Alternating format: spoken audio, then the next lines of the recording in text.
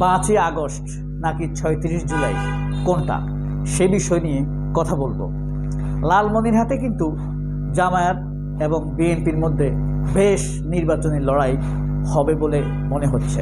কারণ হলো ওখানে জামায়াতের ভোট প্রচুর এবং জাতীয় পার্টির সাথে বা আওয়ামী লীগের সাথে প্রতিদ্বন্দ্বিতা হয় জামায়াতের, বিএনপির না। তবে সেখানে আওয়ামী লীগের অবস্থা তৃতীয়, চুরি এবং লুটপাটের ভোটে তারা একটু এগিয়ে থাকে বেশিরভাগ সময়। ঘটনা আসলে এটাই ঘটে। এবার দার্শনিক চরিত্রে দেখা যাবে শবনম ফারিয়া, ওই যে একটু গাল মোটা টোবা টোবা টাইপের একটা নায়িকা আছে না, অভিনয় করে, একটু শৃঙ্খল। গাজায় গণহত্যা চলছে বলেছে স্পেনের প্রধানমন্ত্রী। ইরানের পারমাণবিক অবস্থা কি হবে, থাকবে, চালিয়ে যাবে নাকি বন্ধ করে দিবে, আপনাদের কি মনে হয়? এবং হতাশার ছাপ নিয়ে কাঠগড়ায় দেখা গেল জুতার বাড়ি খাওয়া চিফ ইলেকশন কমিশনার, আওয়ামী লীগের চিফ ইলেকশন কমিশনার, মুখোশধারী শয়তান নুরুল হুদা। এই যে 5ই আগস্ট, আচ্ছা আপনি কি জিনিসটাকে 5ই আগস্ট হিসাবে গ্রহণ করবেন নাকি 36 জুলাই, কোনটা আপনার কাছে গ্রহণযোগ্য? অর্থাৎ এই দিনের যে নামকরণ করা হবে, এটার নাম কি দিবেন আপনারা? 36 জুলাই বলে ডাকতে পছন্দ করেন নাকি 5ই আগস্ট হিসাবে এটাকে ডাকতে আপনারা পছন্দ করেন?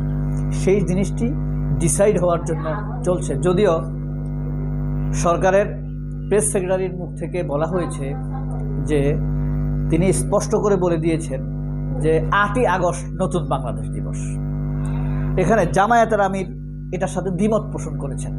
তিনি বলেছেন 8ই আগস্ট নয়, 5ই আগস্ট হবে নতুন নির্বাচন দিবস, আমাদেরকে 5 আগস্ট হিসাবেই সিলেক্ট করতে হবে।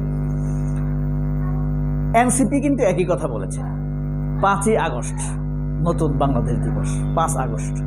সুতরাং বুঝেন জামায়াতের সাথে এনসিপির এখানে কিছুটা মিলে গিয়েছে।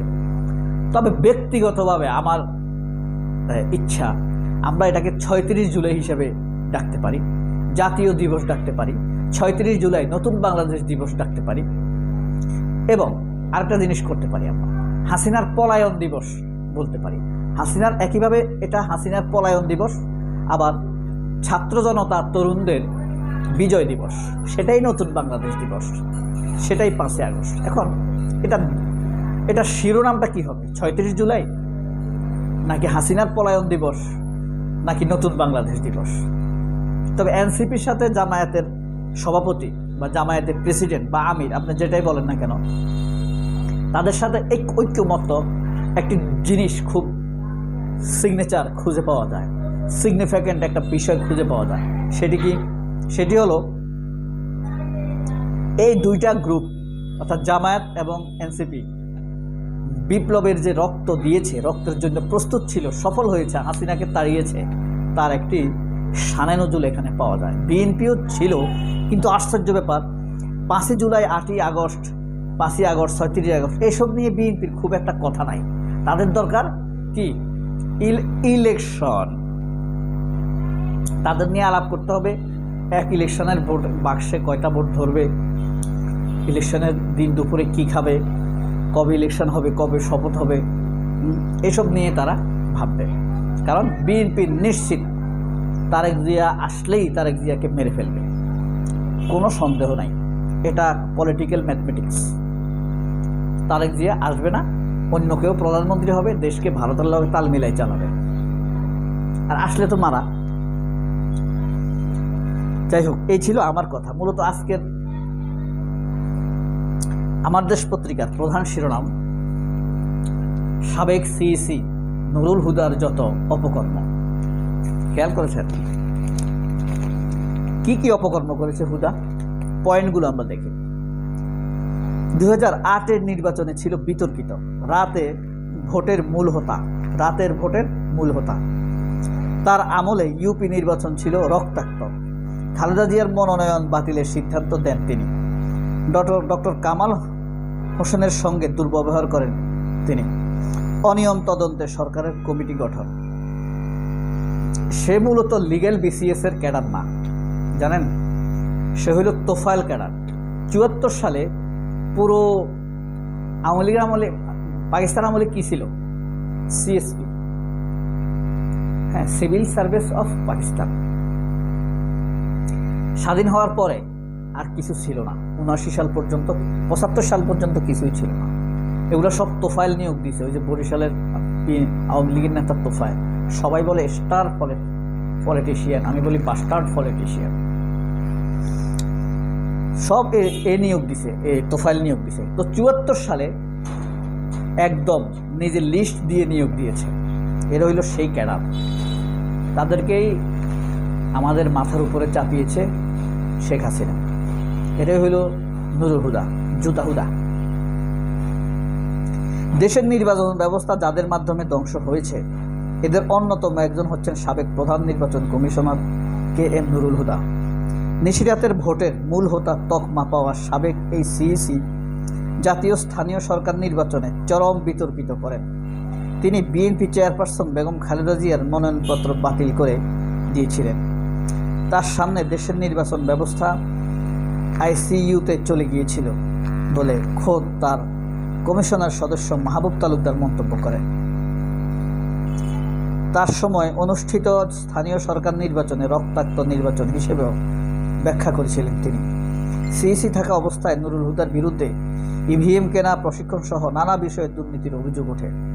ওইসব অভিযোগে তার বিরুদ্ধে বিচার বিভাগীয় তদন্তের দাবি ওঠে। কিন্তু শেখ হাসিনা তাকে তখন আশ্রয় প্রশ্রয় দিয়ে সেগুলো থেকে মুক্ত করে দেন, রক্ষা করেন। গণভবনে হাসিনার লুকিয়ে রাখা গুরুত্বপূর্ণ নথির ফদিস্তি। চোখে মুখে হতাশার ছাপ নিয়ে কাঠগড়ায় উঠল নুরুল হুদা। জাতীয় বিশ্ববিদ্যালয়ের শিক্ষার মান কোথায় যাচ্ছে? গঙ্গা চুক্তি সংশোধনের উদ্যোগ ভারতের, বারবার বলার পরও সরানো হয়নি, উল্টো স্থায়ী মন্দিরের উদ্যোগ। এই যে খিলক্ষেতে মন্দির করার কথা ছিল, যে রাজধানীর খিলক্ষেতে রেলওয়ের জমিতে অবৈধভাবে গড়ে তোলা হয়েছিল কয়েকশ স্থাপনা ও একটি অস্থায়ী মন্দির। গত বছর দুর্গাপূজার সময় বিষয়টি নজরে এলে স্থানীয় হিন্দু নেতাদের পূজা শেষে স্থাপনাটি সরিয়ে ফেলার শর্তে সাময়িক অনুমতি দেওয়া হয়, কিন্তু তারা সেটি অপসারণ করেননি। এরপর কয়েক দফা তাদের দৃষ্টি আকর্ষণ করা হলেও তারা ভ্রুক্ষেপ করেননি। এরপরে পিছনের পৃষ্ঠে আছে, প্রাণ ফিরে পেয়েছে করতোয়া নদী, দখল দূষণে সরু খালে পরিণত হয়েছে। খনন শুরু, 47 কোটি টাকার বরাদ্দ, চলতি বছরে শেষ হবে কাজ। সংসার চালানো দুরূহ অর্ধেক জনগোষ্ঠীর, আয় দিয়ে ব্যয় মেটানো হচ্ছে। মোটামুটি স্বাচ্ছন্দ্যে আছে 18.63%, কিছুটা সংকটে আছে 28%, সংকটে আছে 14%, স্বাচ্ছন্দ্যে আছে 16%, খুবই স্বাচ্ছন্দ্যে আছে 6%। জবাব দেয়নি 0.29%, গুরুতর সংকটে আছে 5.5% মানুষ।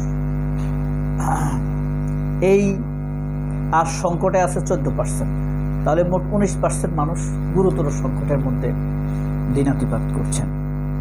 বিএনপিতে প্রতিদ্বন্দ্বী কম, জামায়াতের একক প্রার্থী লালমনিরহাট। মাথায় গুলিবিদ্ধ আঞ্জু আক্তার এখনও অসুস্থ। সরকারি কর্মকর্তাকে পেটানোর অভিযোগে গ্রেপ্তার বিএনপির 6 নেতাকর্মী। এই ছিল first and as last page. সবাই অনেক ভালো থাকবেন। আল্লাহ হাফেজ, সালামু আলাইকুম।